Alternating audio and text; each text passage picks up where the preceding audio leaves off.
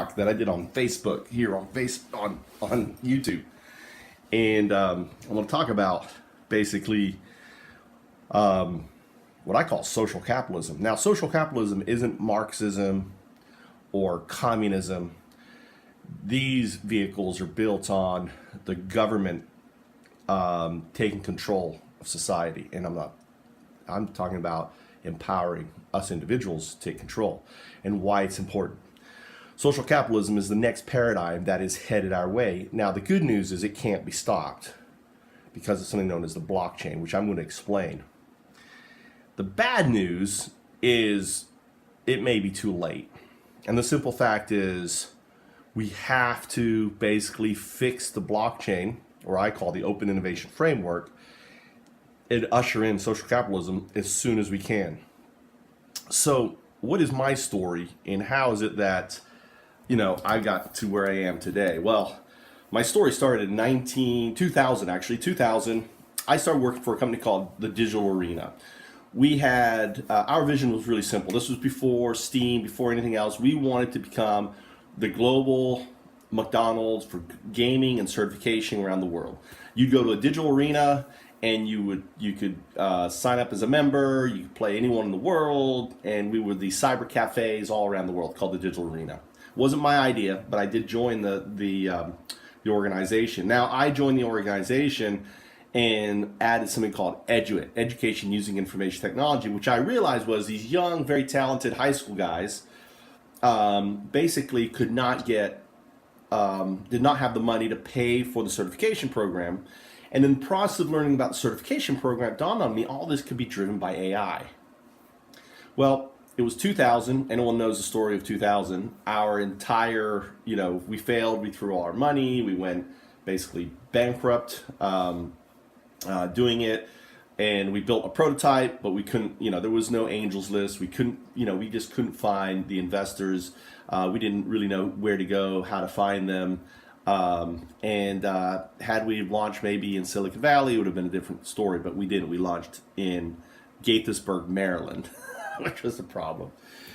So it really, after that entity dissolved, Eduit, the nonprofit, still existed. And around 2004, I moved to Japan and started thinking about Eduit and education, and started, basically the idea of autonomous learning on smart devices came about. Initially it was on computers, but when I saw multi-touch screens and stuff, I knew that smart devices were coming. They had Nintendo DS, had the camera in the front. I said there would be a camera in the front. You could do all your learning on these devices. My friend Joel, who's the founder of Buffer, said to me, Mike, your idea is brilliant, it's huge, but you need to boil it down. I was trying to recruit him to Eduit. And I came up with the idea of WikiTube TV in around 2007. And WikiTube TV is the multimedia component of the whole, education framework, because no one's really can read or write, but everyone can watch videos. And these were small educational learning objects that needed to be delivered to the user. And I realized I needed streaming and I needed playlists. And I built the first streaming and playlist entity called WikiTube TV back before YouTube. We had a working prototype. I went to Florida, tried to raise funds for it. I couldn't. There was something called Star Labs or Star Idea, something in St. Petersburg, where I went and pitched it. I went and visited my friend in New York. I was on the subway. There was a guy there. I don't know what motivated me, but I said, hey, what do you do? He goes, I work for YouTube. Back then, YouTube was in New York. And this young executive, I just kind of threw up on with WikiTube, and I got off after doing my elevator pitch. Felt really good. The guy's like, yeah, this sounds really exciting. I'll be in touch. He never was in touch. And when I got off the subway, I realized I didn't get his business card. Well, what I imagined happened, this guy came back, had this kind of ideas for WikiTube, or for YouTube, and within 9 months, everything I had on WikiTube TV, even the layout, was on YouTube, and I was so pissed. So this, by now, it was 2008, 2009, or 2008, and I said, there's something wrong with the startup. How would I fix it? And that's how the journey of Foundups, which was a mangling of startup and Foundup together, a Foundup, started.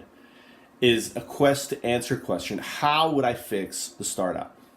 What's wrong with it? Well, what I discovered is that 99.97% of pre-seed startups, those without angel investors, fail to fund. They just don't get the fund money to launch, right? They submit business plans, and Adele gave me some crazy numbers about business plan submissions. Of those, all right, so of the very few that do make it, 90% of those, they get to the what's known as the tech stars, Y Combinators. They become what's known as seed investors. 90% of those, according to folks like I think his name right now, all these startup guys, 90% of those fail. You're thinking 500 startups. I can't think of the guy from 500 startups. It's kind of sad. Dave McClure. Dave, you clown. Sorry, I forgot your name. Fail. And they fail to seed. And they fail to seed because they get the initial seed funding to go, but they don't really get to this. They either some competitors come in or something else, or they just can't get the traction, and then they end up basically scrapping it, selling off the IP, and moving on.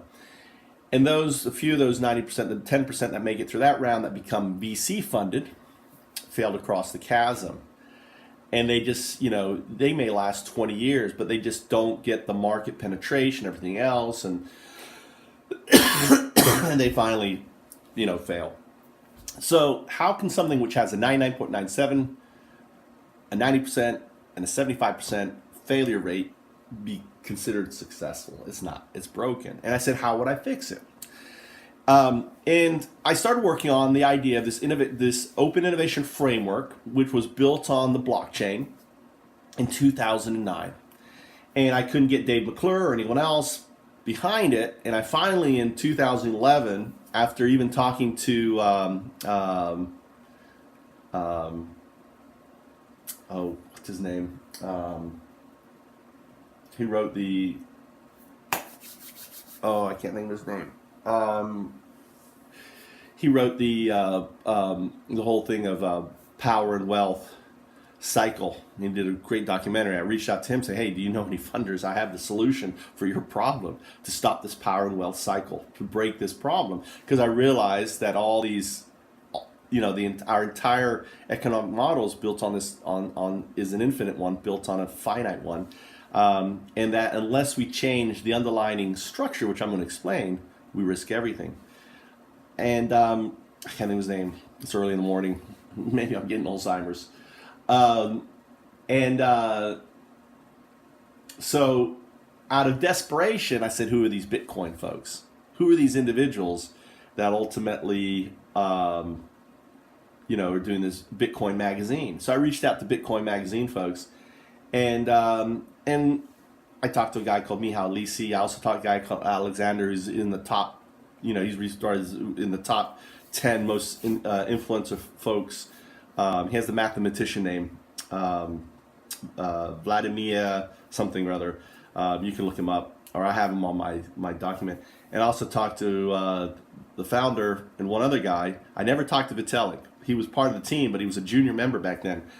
And I spent basically 2 months sharing everything about Foundups, the open innovation framework, and how it's going to change everything and bring about this whole internet revolution and what we call the blockchain today. In fact, it's not the blockchain. The blockchain was invented in 1992.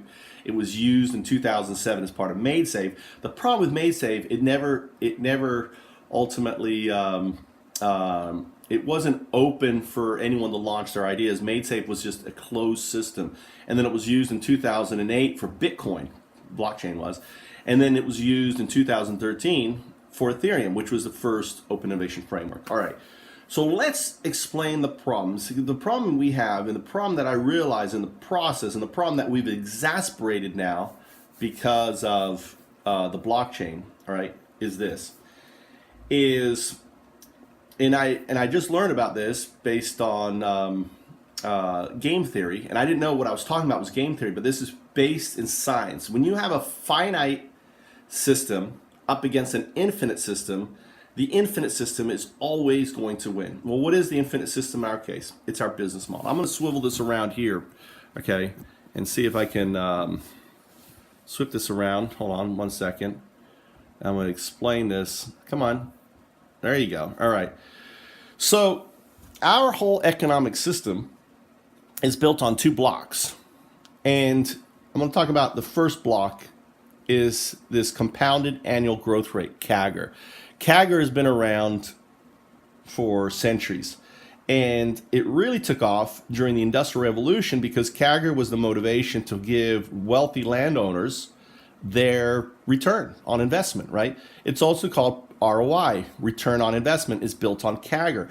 This is the most important block because it is the block that allows individuals to invest money into projects. The problem with CAGR, it's compounded annual growth rate. It's infinite vehicle. This is the piece of code that's broken our entire economic system. This is the piece of code that the systemic outcomes of it is creating climate change, is creating deforestation. All of this comes out of this piece of code. Now, I realize that I needed to be able to have a new system that would replace this code. But let's talk about this code. The second thing is the idea, is the entrepreneur, is the startup. So we all know what a startup is. I have an idea for a business. It could be a restaurant. These two guys are the foundation blocks, our entire economic system that we call capitalism. And capitalism, on top of these blocks, are the funding mechanisms that drives it all, which you could think of as our exchange rates, as our markets. We have our token market, our U.S. markets, our NASDAQ, and everything else. There's a whole bunch of them, right? Now, what we've done now with the blockchain is now we've added all these decentralized markets, right? We've all these exchanges going on. So we are now, instead of in the past just having one set of vehicles consuming our limited resources, now we have doubled it because of the blockchain. On top of them are the hedge funds. We have all the hedge funds that invest into, and understand we're talking about now the VC stage. They invest in these VC stage startups, right? And now because of the blockchain, now we have all these decentralized hedge funds developed. There are literally thousands of them in the last year have popped up. Thousands of new decentralized hedge funds, all built on cryptocurrencies and everything else. So what we've done is we've doubled the amount of consumption on it, as I explained. On top of that, we now have the corporations. We have the very large ones. These are our public corporations, okay, out there. And in these public corporations, ultimately, you now have decentralized corporations that are out there, or these blockchain corporations. Now, this is the foundation block that basically is the demon that's consuming everything. On top of this, we have all these limited resources. We have gold, we have silver, we have the stuff that's used for solar panels. I can't even its name, to whatever it is. On top of that, we have our soft ones, our forests and everything else. And you can think of, because of the size of our planet, we could say that each of these, okay, could be our resources, our hard resources. These are our soft resources, right? Okay, and you see where I'm going with this. Like a game of Jenga, all right? And there's lots of resources because back in the 1700s, we said to ourselves, there's no way in hell we could ever eat all the fish. There's no way in hell we could ever cut down all the trees. It's just insane for you to say that, right? Well, the simple fact is this Tower of Babel, right, which is our planet, I don't know if that's a good example, is finite. There's only so many blocks that we have on our planet. And what we've been doing is we've been basically, okay, we've lost the cod. Last year we lost 60% of our coral reefs, right? And so on and so on and so on. So the blocks that are basically, our air is polluted. We have holes in it. We're basically just devouring our entire economic system. Now, we have a business model that's going to keep doing this. It won't stop it. Even if we may be able to slow this block removal down, but ultimately, if we have a system built on an infinite one, eventually that block's going to go. So there is no solution that we have in solving the problems of our planet, because ultimately they're all based on on an infinite vehicle down here, consuming a finite vehicle up here.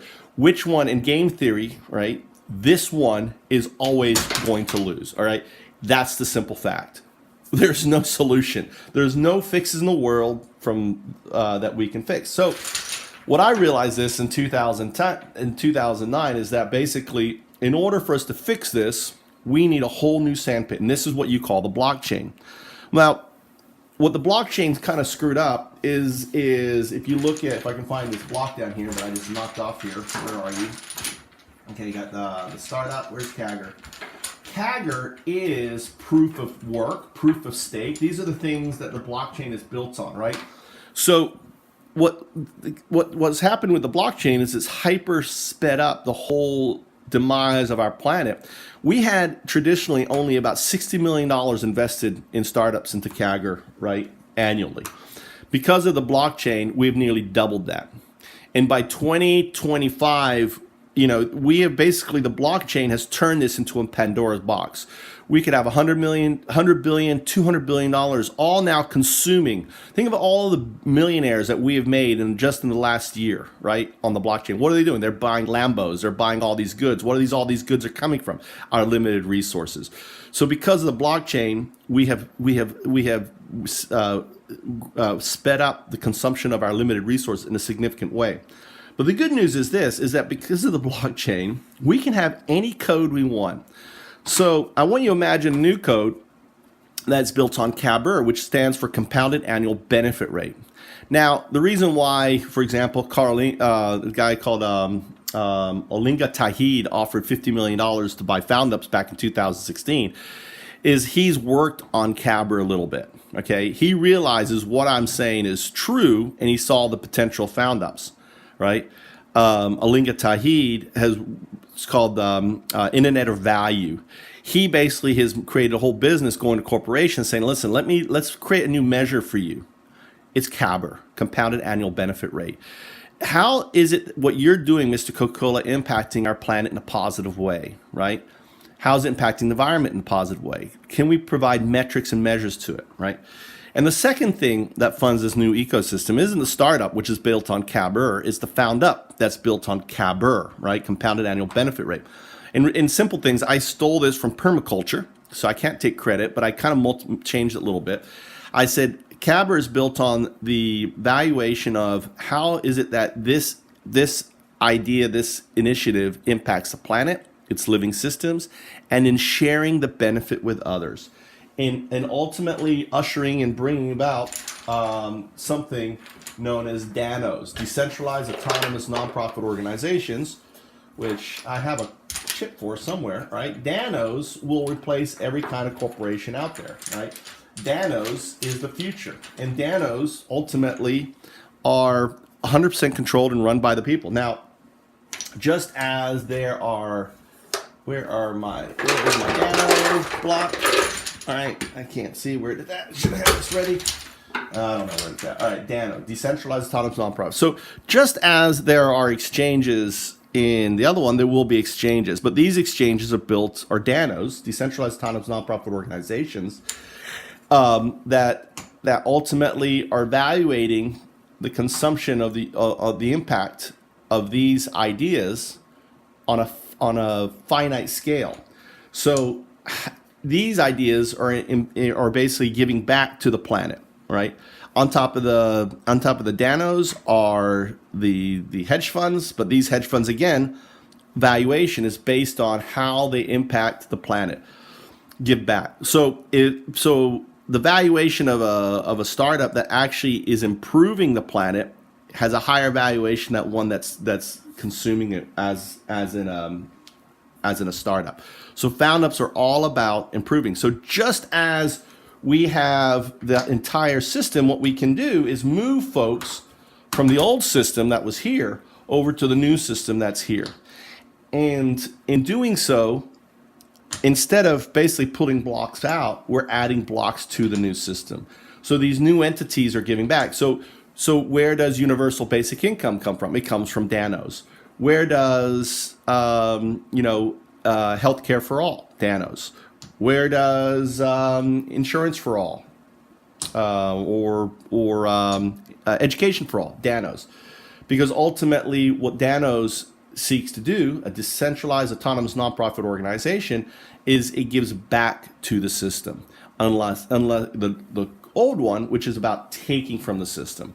So we can rebuild our entire economic system. We can build our entire world on a new set of code, one that's built on CABR, not CAGR, and in doing so, maybe save our system. Now, that is ultimately the goal in Foundups, is to bring about this system. Now, how do we bring about the system? Well, we need the blockchain AI protocol to develop, which is being developed. And we need ultimately the maturation of the blockchain to happen. Understand right now, less than 2% of the population are on the blockchain, less than 2% of the population. Any solution that we introduce needs to have a critical mass. So I'm thinking we're 3 to 5 years out until the blockchain reaches that critical mass, 3 to 5 years out. So in the meantime, what we can do is to share the ideas, share the vision, share the idea of social capitalism. Capitalism 2.0 is social capitalism. Capitalism 2.0 ultimately has the responsibility placed on the individuals. So in the Dano, for example, let me explain the difference between a Dano and a corporation. There are no board of directors. It's all autonomous. Just like a car driving itself, a corporation will drive itself. The Dano drives itself. Individuals only have one vote, just like in democracy, we only have one vote for a president. No matter how much money we have, we only have one vote. Now, what we have done in our democracy is we have created special interest groups, dark money, and all this other stuff in order to influence those individuals and those votes. With the blockchain, everything is transparent. There is no dark money. You see where the money's coming from, or the pools of money, and no matter who you are, you get one vote. So we're setting up our first Danos in Puerto Rico next year. My goal is to set up our first Dano in Puerto Rico. And I will not have a vote in that Dano, even though I may be a delegate, which means is as long as I have one person in Puerto Rico who says, listen, Mike, I trust you, I'm going to give you my vote, then I can act as a delegate on, as part of the Dano. And in doing so, we can basically establish corporations that are in control by the people for the people. There's the solution.